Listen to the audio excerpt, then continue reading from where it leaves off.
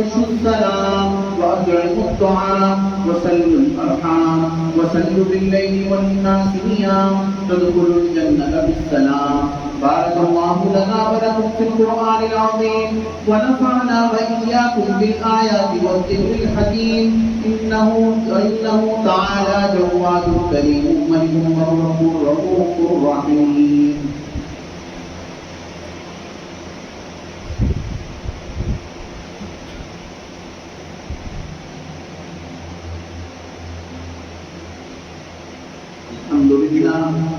الحمد لله نحمده ونستعينه ونستغفره ونؤمن به ونتوكل عليه ونعوذ بالله من شرور أنفسنا ومن سيئات أعمالنا. من يهده الله فلا مضل له ومن يضلله فلا هادي له.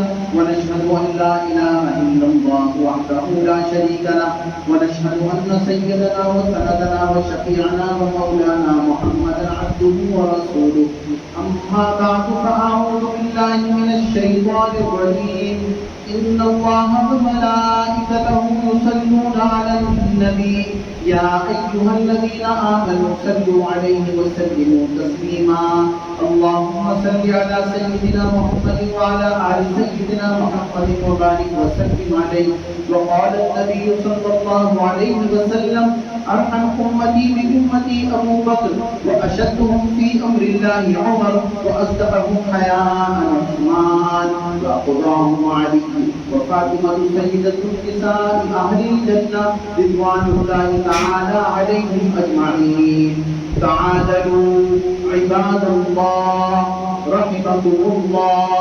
إن الله يأمر بالعدل والإحسان وإيتاء ذي القربى وينهى عن الفحشاء والمنكر والبغي يعظكم لعلكم تذكرون. اذكروا الله يذكركم وادعوه يستجب لكم ولذكر الله تعالى أعلى وأولى وأعز وأجل وأتم وأعظم وأكبر والله يعلم ما تصنعون.